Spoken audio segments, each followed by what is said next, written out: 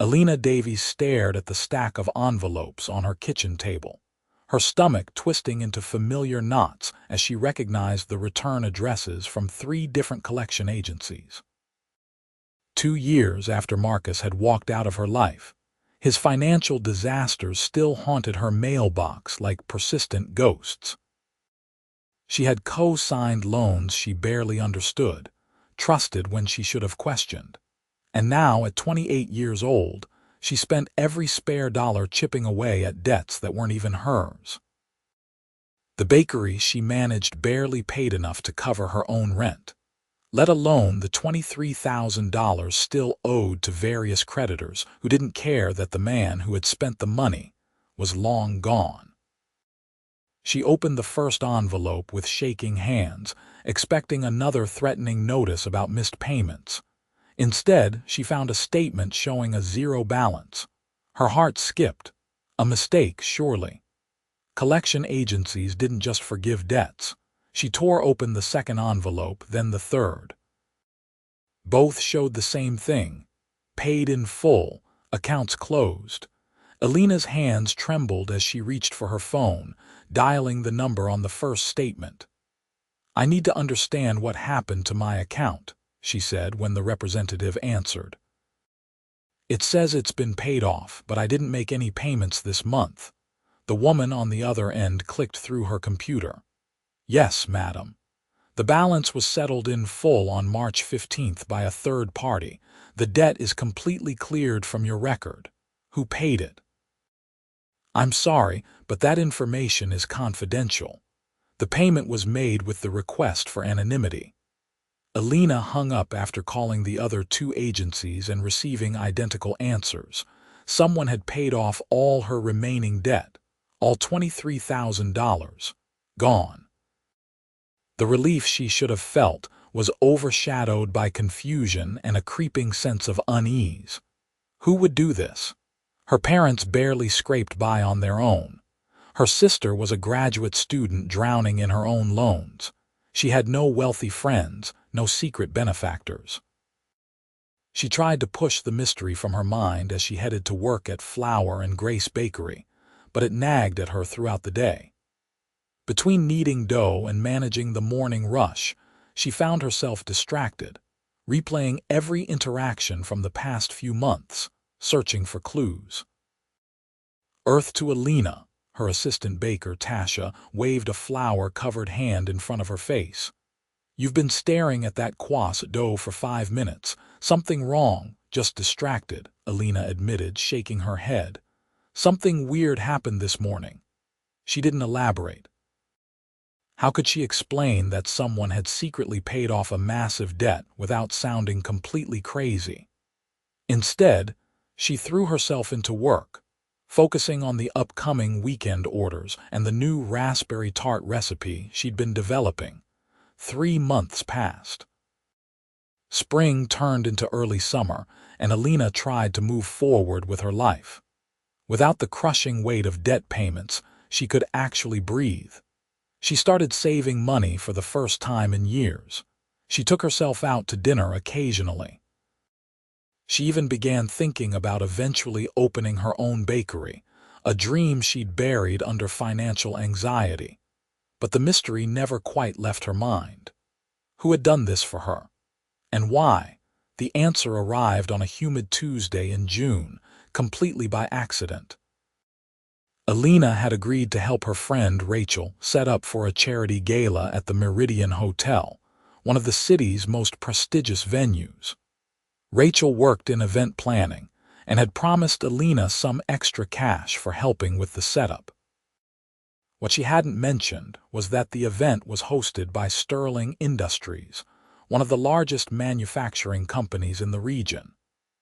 "I can't believe I get to see inside this place," Rachel gushed as they arranged centerpieces on round tables draped in cream linen. "Do you know how exclusive Sterling events are? The CEO practically runs this city." Elena didn't follow business news. She knew about flour suppliers and commercial oven maintenance, not corporate hierarchies. What does Sterling Industries even make? Everything from automotive parts to medical equipment. They're massive. And the CEO is apparently some genius who took over his family company at 30 and tripled its value in 5 years. Sounds intense. And single, Rachel added with a meaningful look. According to the gossip, anyway. Women throw themselves at Dominic Sterling constantly, but he's all business all the time. Married to his work, they say. Elena rolled her eyes. Why are you telling me this? Because he's also ridiculously handsome and you haven't been on a date in forever. I've been busy, Elena protested, but her cheeks warmed.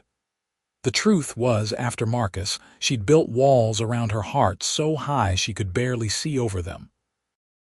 The betrayal of discovering he'd secretly racked up thousands in debt under her name, then disappeared without a word, had shattered her ability to trust. They finished setting up the tables just as catering staff began arriving with racks of hors d'oeuvres and champagne flutes. Rachel was checking her clipboard when a tall man in a charcoal suit walked into the ballroom, his presence somehow commanding attention without him saying a word. "That's him," Rachel whispered. "Dominic Sterling." Elena glanced up and felt something shift in her chest. He was probably in his early 30s, with dark hair that was slightly too long to be strictly corporate, strong features that looked carved from stone, and an air of focused intensity that made everyone around him stand a little straighter. But what caught her attention were his eyes, a striking blue-gray that swept the room with careful assessment before landing, briefly, on her. Their gazes held for exactly 3 seconds before he turned to speak with an assistant who had hurried up beside him. Elena felt an inexplicable flutter in her stomach and immediately looked away, annoyed with herself.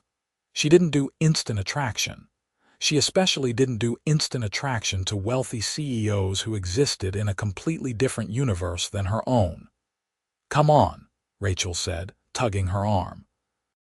"We're done here. Let's get out before the guests arrive."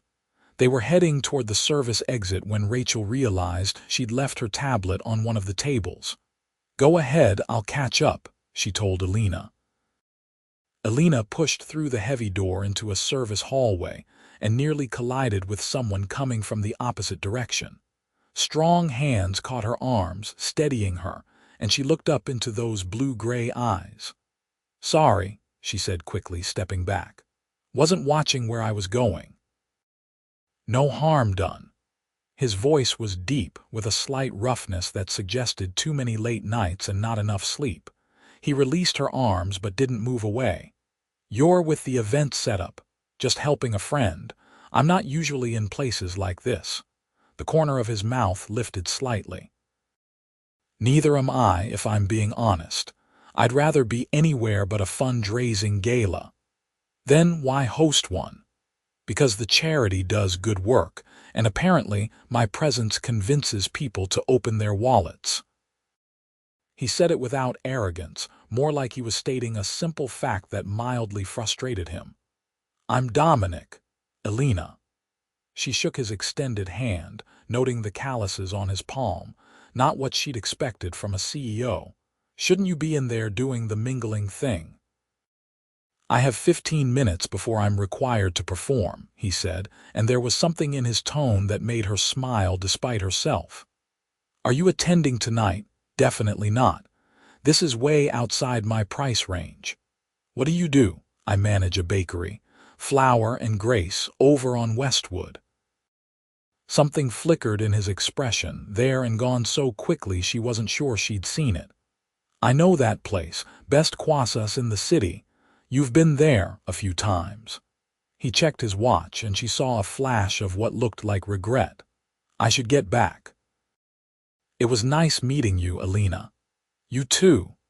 She watched him walk back toward the ballroom, confused by the strange encounter. There had been something in the way he'd looked at her, like he was seeing more than she was showing. It left her unsettled in a way she couldn't quite name. Rachel appeared beside her, slightly breathless. "Did you just talk to Dominic Sterling?" He nearly ran into me in the hallway. It was nothing. Nothing. Elena, the man barely speaks to anyone outside of business meetings. Everyone says he's like a robot, but he stopped to talk to you. For like 2 minutes, Rachel. Don't make it into something it's not. But as Elena drove home that night, she couldn't stop thinking about those 15 minutes before he was required to perform, the calluses on his hands, the way he'd looked at her like he was trying to memorize her face. The next morning, a man in a suit appeared at Flower and Grace just as Elena was opening. He introduced himself as James Chen, attorney at law, and asked if they could speak privately. Her first thought was that somehow, impossibly, the debt situation had returned to haunt her. But when they sat at one of the small tables near the window, he pulled out a folder that had nothing to do with collection agencies. "I'm here on behalf of a client who wishes to remain anonymous," he began. "However, due to certain complications, I've been authorized to reveal their identity if you directly ask." Elena's mouth went dry. "This is about the debt." "Yes. My client instructed me to settle your outstanding balances 3 months ago. The total amount paid was $23,417. "Who was it?" James hesitated, then said carefully, "My client is Dominic Sterling." The world seemed to tilt. "What? That's impossible. I didn't even know him 3 months ago. I met him for the first time last night. Actually, Mr. Sterling has been a customer of this bakery for approximately 4 months. He comes in early, usually before you arrive, and orders coffee and a croissant. He overheard you on the phone with a collection agency about 6 weeks before he made the payment." Elena's mind reeled. She tried to remember any early morning customers who might have matched Dominic's description, but her assistant opened most days while Elena handled the baking and administrative work. Why would he do that? Why would he pay off a stranger's debt? You would have to ask him that yourself.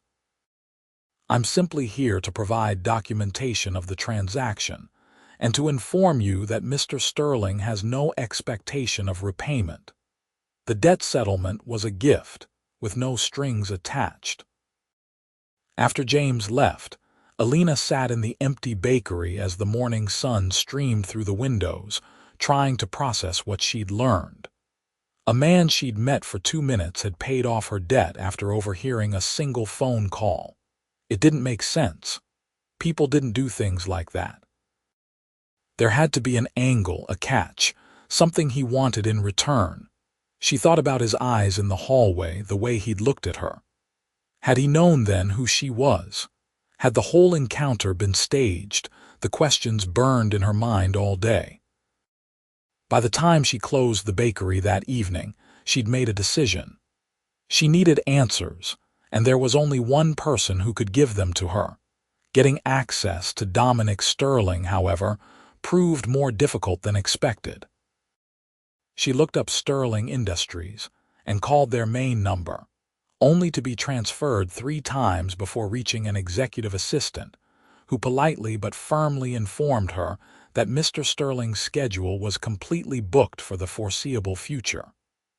"I just need 10 minutes, Elena insisted. "It's personal. I can pass along a message."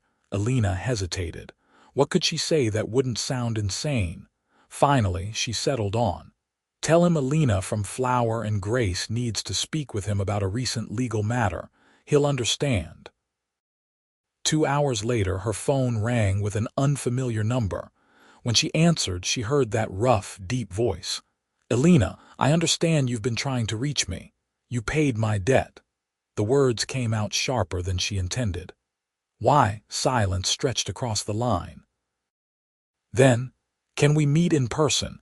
This isn't a conversation for the phone. When? Are you free now? I can come to you." 30 minutes later, Dominic Sterling walked into her small apartment above a dry cleaner.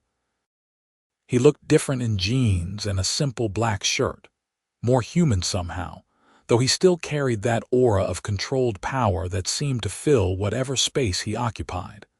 Elena had tidied frantically after his call, shoving laundry into her bedroom and wiping down every surface. Now, watching him take in her modest living room with its second-hand furniture and walls that needed repainting, she felt exposed in a way that had nothing to do with the debt. "Thank you for seeing me," he said, standing awkwardly near the door like he wasn't sure if he should sit. "You paid $23,000 of my debt." Elena crossed her arms. "I think you owe me an explanation." He nodded slowly. "You're right, I do." He moved to the window, looking out at the street below. "I started coming to your bakery in February. I'd read a review that said you made the best almond croissants in the city, and I was curious. I came early because I wanted to avoid crowds. Your lawyer said you overheard me on the phone. You were in the kitchen, but the door was open. I wasn't trying to eavesdrop, but I heard you telling someone that you'd send whatever you could, that you were trying, that you never should have trusted him with your name on anything." He turned to face her, and the intensity in his eyes made her breath catch. "You sounded so tired, so defeated. And then you hung up, and I heard you crying." Elena remembered that day. She'd been at her lowest point, staring at a payment demand that exceeded her entire month's salary, wondering if she'd ever escape the hole Marcus had left her in. "I still don't understand why you would help me." "You don't know me." "I looked into it," he admitted. "I'm not proud of invading your privacy, but I needed to understand the situation. I found out about Marcus Brennan, about how he'd manipulated you into co-signing loans for what he claimed was a business opportunity. About how he disappeared 2 years ago and left you holding all his debt. That still doesn't explain why you paid it." Dominic was quiet for a long moment. When he finally spoke, his voice was softer. "My mother spent 15 years paying off my father's debts after he abandoned us. She worked 3 jobs. She never complained, never asked for help, just kept grinding herself down until there was nothing left. She died 6 months after making the final payment. Heart attack. She was 52 years old." Elena's anger deflated. "I'm sorry. When I heard you on that phone, I heard my mother. That same exhaustion, that same determination to honor commitments that should never have been yours to keep." He met her eyes.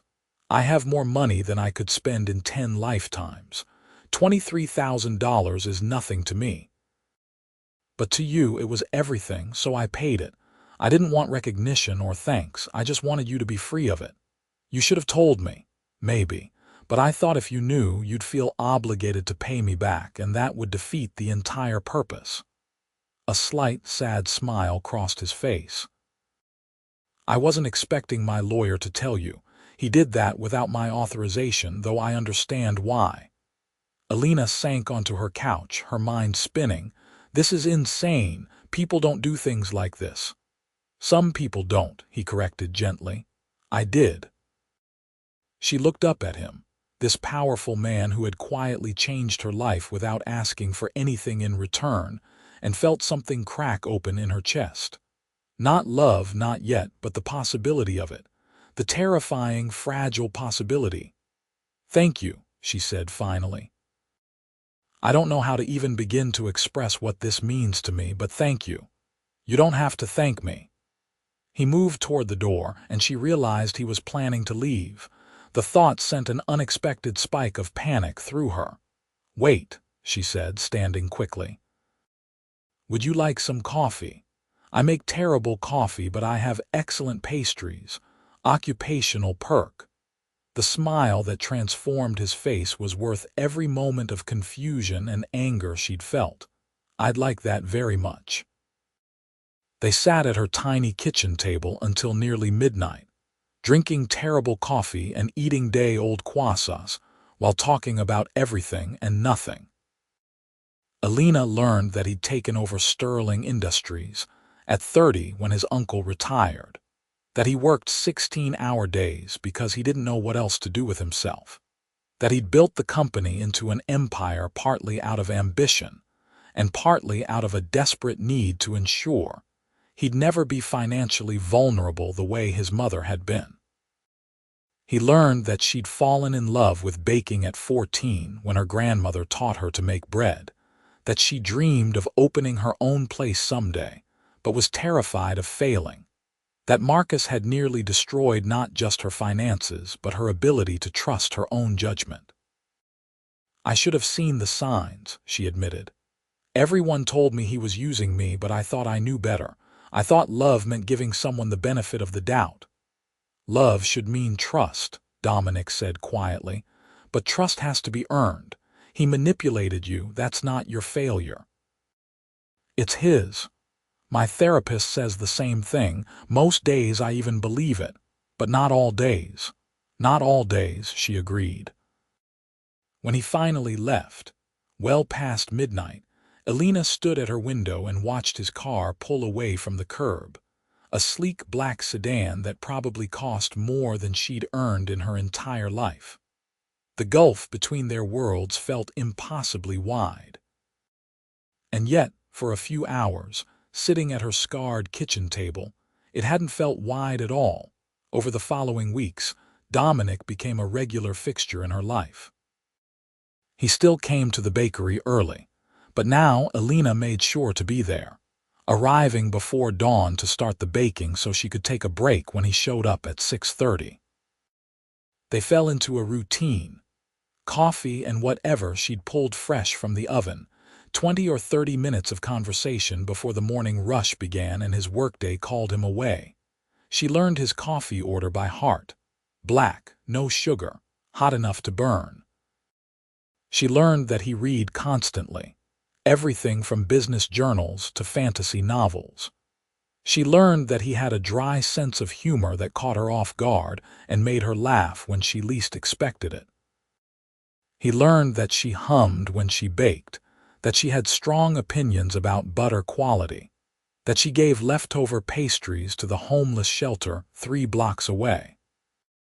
He learned that she was stronger than she gave herself credit for, that she had a generous heart despite every reason to guard it, that her smile could completely reorient his day. Neither of them called it dating. It existed in some undefined space that felt safer than labels, though Elena's friends had different opinions. "He comes to see you every single morning," Rachel pointed out when they met for drinks. "He paid off your debt. He looks at you like you're the only person in the room." "That's not friendship, Elena, that's courtship. We're just getting to know each other." "For 6 weeks? Come on, when are you going to admit you're falling for him?" Elena took a long sip of her wine, avoiding the question because she knew the answer and it terrified her. She was falling for Dominic Sterling. Had been falling since that first real conversation in her apartment, maybe even since their brief encounter in the hotel hallway. And the fear of being wrong about someone again, of having her trust betrayed and her life destroyed, kept her from acknowledging what was becoming impossible to ignore. The shift happened on a rainy Thursday in July. Elena had stayed late at the bakery working on inventory when the power suddenly cut out, plunging the building into darkness. She fumbled for her phone's flashlight, mentally calculating whether anything in the freezers would be ruined, when she heard the back door open. "Elena." Dominic's voice in the darkness made her jump. "What are you doing here?" "I was driving by and saw the lights go out. Are you okay?" "Fine, just annoyed. The circuit breaker is old. This happens sometimes." She made her way to the small office where the electrical panel was mounted. Dominic followed, his phone adding light to hers. "Let me," he said, gently moving her aside. She watched as he opened the panel and studied the breakers, then flipped several switches in quick succession. The lights flickered back on. "How did you know how to do that?" "I worked construction summers during college," he said, examining the panel with a frown. "This whole system needs to be replaced. It's not safe." "I know. I've been telling the building owner for months, but he keeps putting it off. I'll make a call." "Dominic, You can't just throw money at every problem in my life."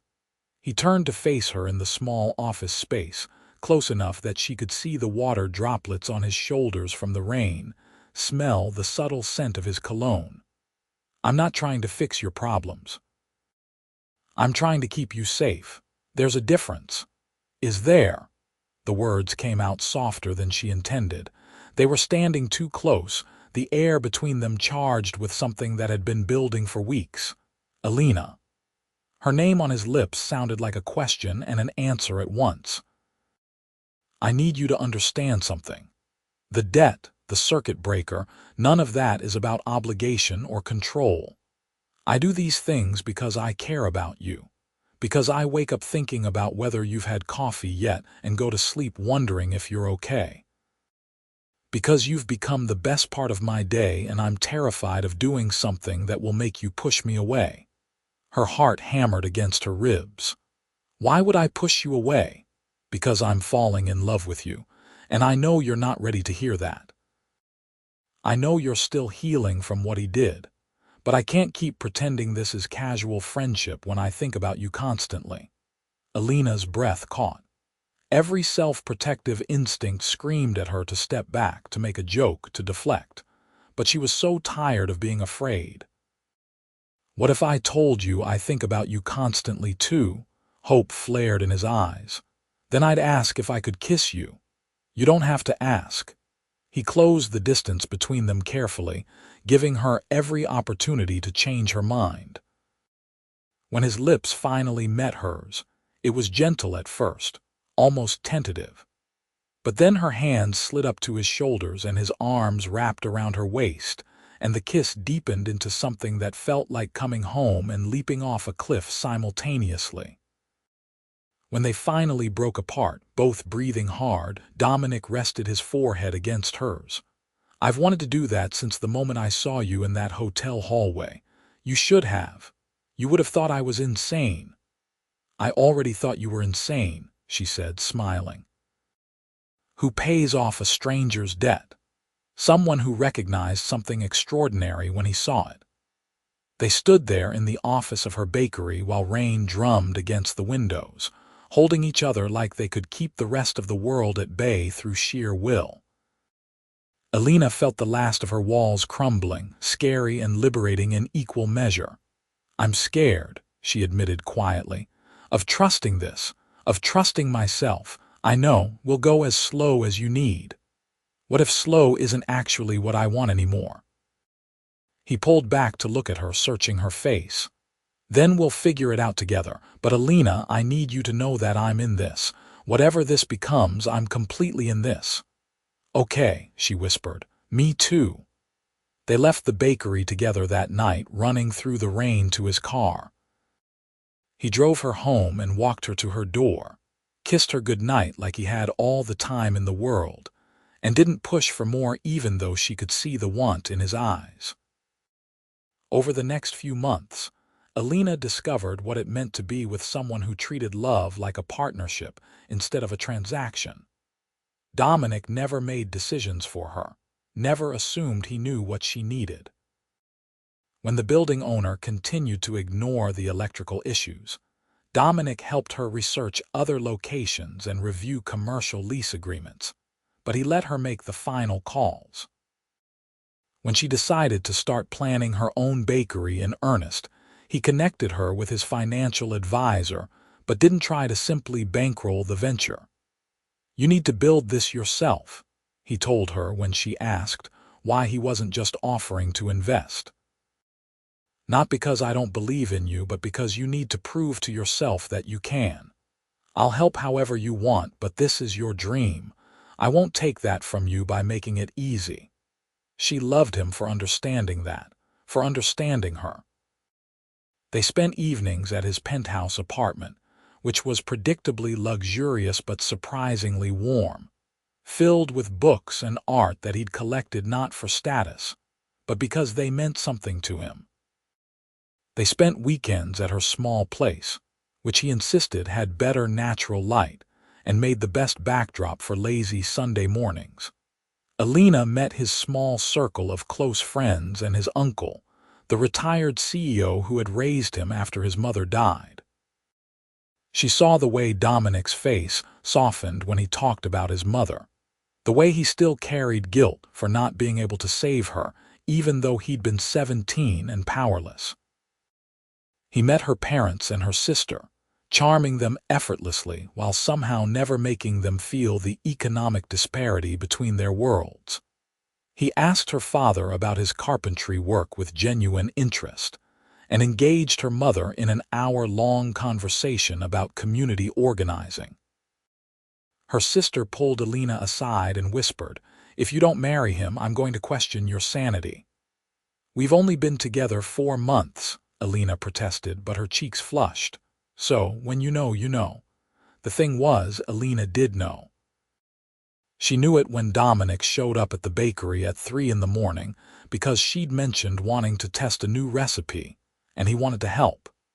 She knew it when he held her during a panic attack triggered by an unexpected bill, whispering that she was safe and he wasn't going anywhere. She knew it when they argued about whether to watch a documentary or an action movie, and he pretended to be wounded by her mockery of his taste in films, then watched her documentary without complaint and asked thoughtful questions throughout. She knew it when he took her to Sterling Industries for the first time, and she saw the respect his employees had for him, the way he knew their names and asked about their families. She knew it when he admitted that running the company sometimes felt like wearing armor he couldn't take off, except when he was with her. "You make me feel like I can just be myself," he told her one night as they lay tangled together in his bed, the city lights casting shadows across the ceiling.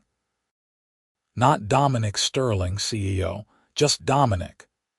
"You are pretty great when you're just Dominic," she teased, then turned serious. "But I think you're pretty great the other times too. What you've built, what you do for people and your company and community, that's not separate from who you are. That's part of what I love about you." The words slipped out without planning, hanging in the air between them. She felt him go still beneath her. "Say that again," he said quietly. "What you've built is impressive, Elena." She lifted her head to look at him, saw the vulnerability in his eyes. "I love you. I'm in love with you. I've probably been in love with you since you fixed my circuit breaker and told me you thought about me constantly."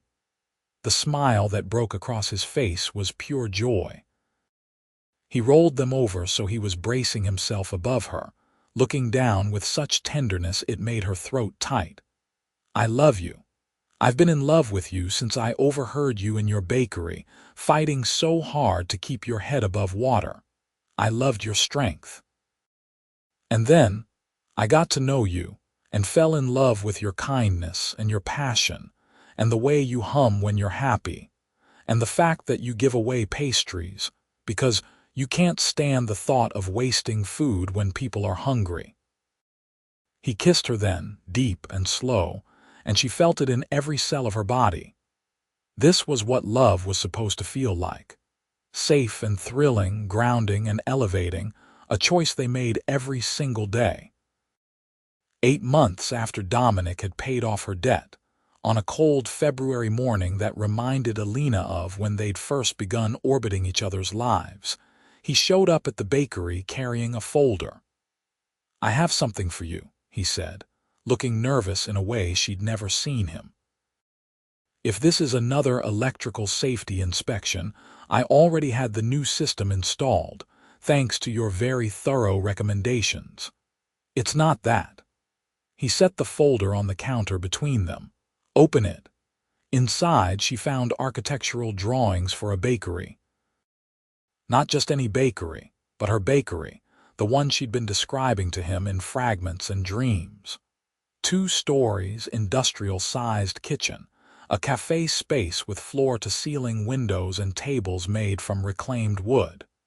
The plans were detailed and beautiful and absolutely perfect. "Dominic," she breathed, "what is this?"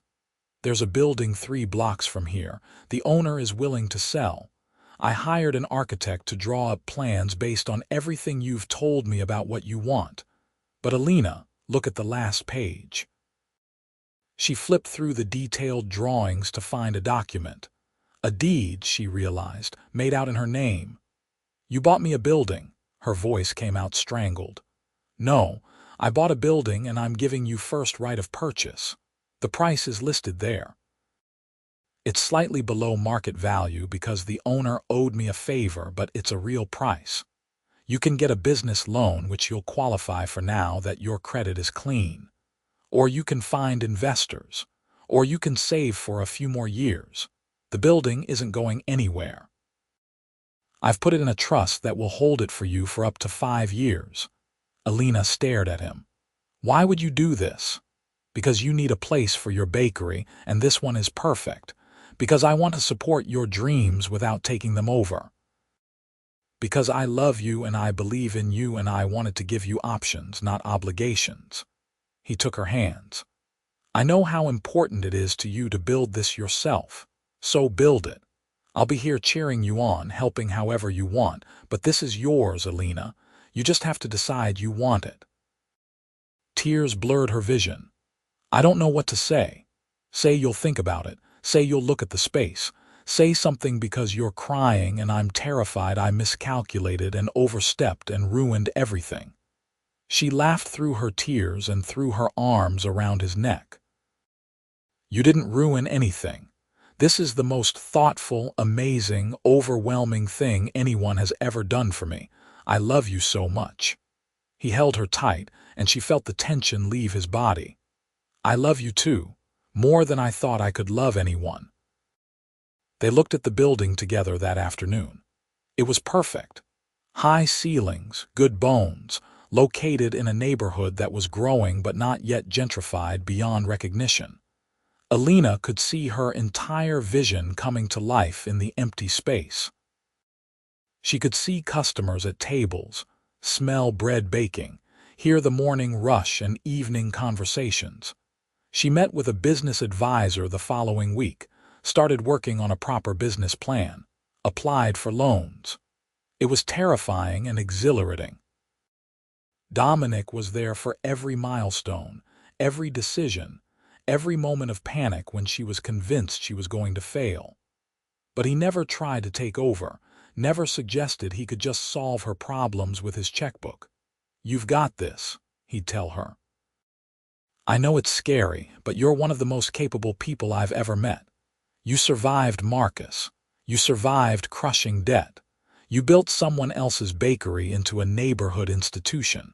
Now you're going to build your own, and it's going to be extraordinary. The loan was approved in April. Elena gave notice at Flower and Grace, spent the next 3 months overseeing renovations and equipment installation, developing her menu, hiring staff. Dominic helped where she asked, reviewing contracts, negotiating with suppliers, installing shelving on the weekends because he liked working with his hands and wanted to feel like he was part of creating this place with her. Davies' Bakehouse opened in July, exactly 1 year after Elena had kissed Dominic in the office of her old workplace. The name had been his suggestion, a way of honoring what she was building under her own name, her own terms. The opening day was chaos, beautiful chaos, with a line out the door and every table full. Dominic was there in the background, not as the CEO of Sterling Industries, but as Elena's partner, refilling coffee carafes and bussing tables and looking at her with such pride it made her want to cry. When they finally closed that first night, exhausted and exhilarated, he pulled her into his arms in the middle of her new bakery. I'm so proud of you, he murmured against her hair. This is all you, everything you dreamed. Not everything, she said, pulling back to look at him. You're here. That's more than I dreamed. He smiled, then reached into his pocket. Speaking of dreams, I have something else. The ring was simple and beautiful, a sapphire surrounded by small diamonds set in white gold, her grandmother's birthstone, she realized. He'd remembered. Elena Davies, you are the strongest, kindest, most extraordinary person I have ever known. You took the worst thing that happened to you and used it as fuel to build something beautiful. You inspire me every single day to be better, to see beyond the bottom line, to remember what actually matters." He dropped to one knee right there on the floor of her bakery, and her hands flew to her mouth.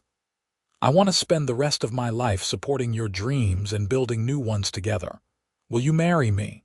"Yes," she said through tears. "Yes, absolutely yes." He slid the ring on her finger and stood, lifting her off her feet and spinning her around while she laughed and cried simultaneously. When he set her down, she cupped his face in her hands. "I can't believe this is my life. 2 years ago, I was drowning. And now I have this bakery and I have you, and I'm so happy it feels impossible." "Believe it," he said, "because this is just the beginning." They were married 6 months later in a small ceremony at the bakery, surrounded by family and close friends. Elena wore a simple dress and flowers in her hair. Dominic wore a suit and an expression of such complete happiness that his uncle joked he'd never seen the man smile so much in his entire life.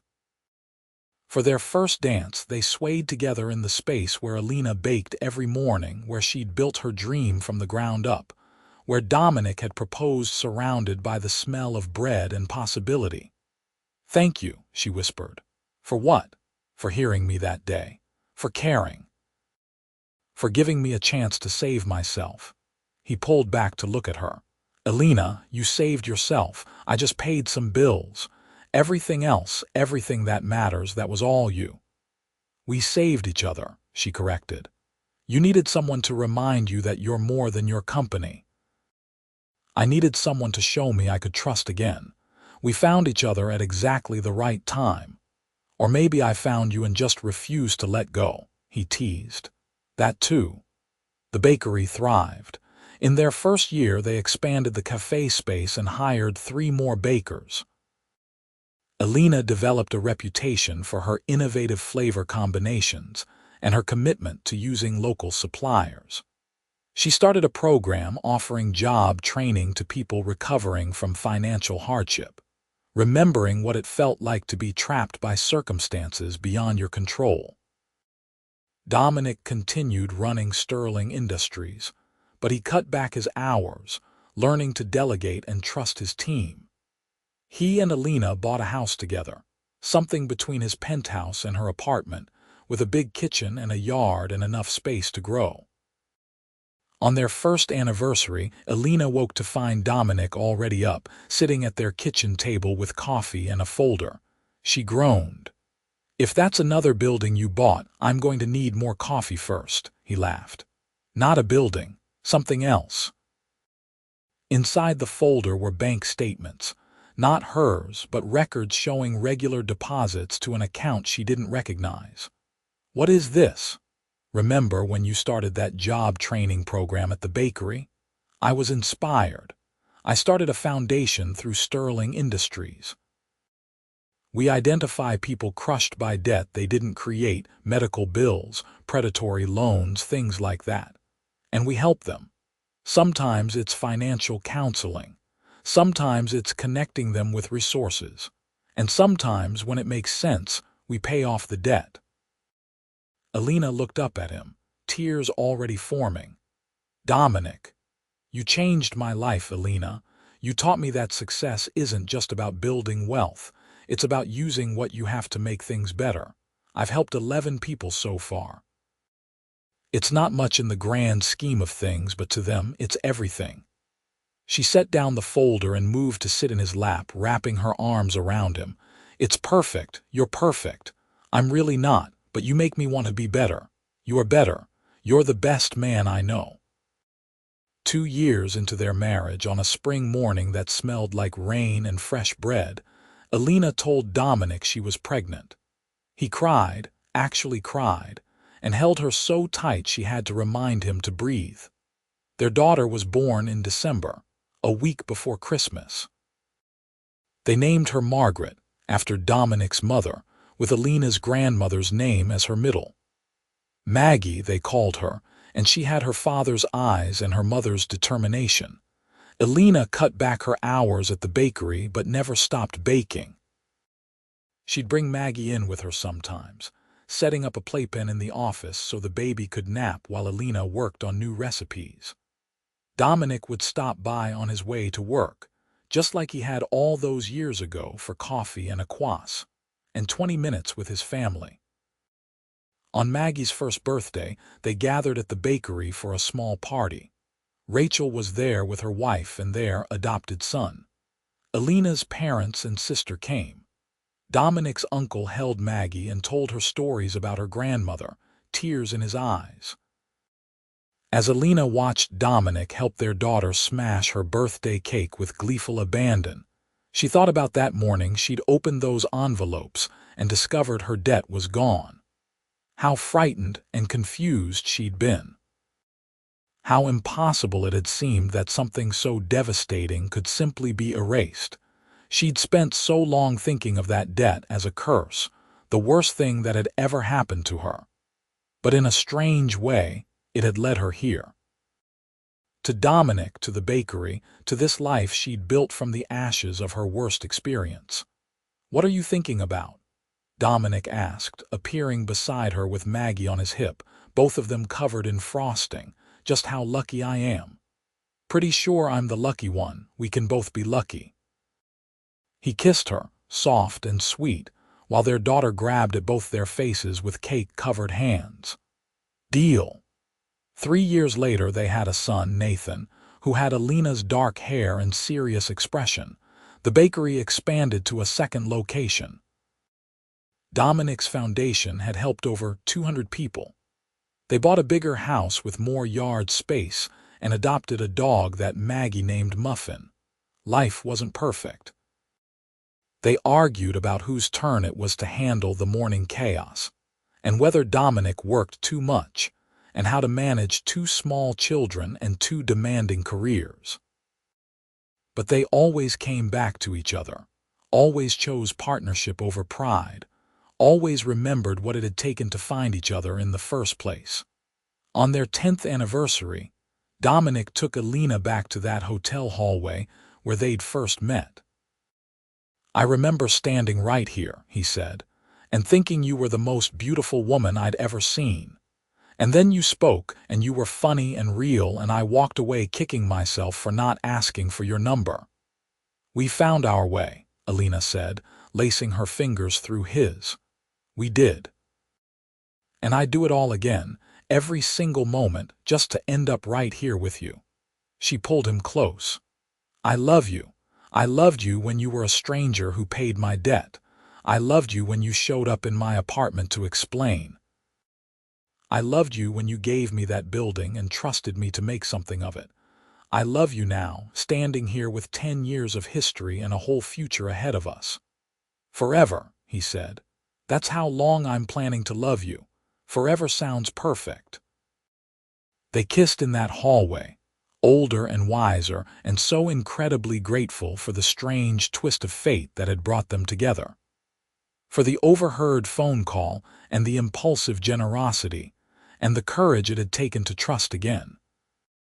Elena had learned that the worst thing that happened to you could sometimes lead to the best thing. That kindness from strangers could change your entire life.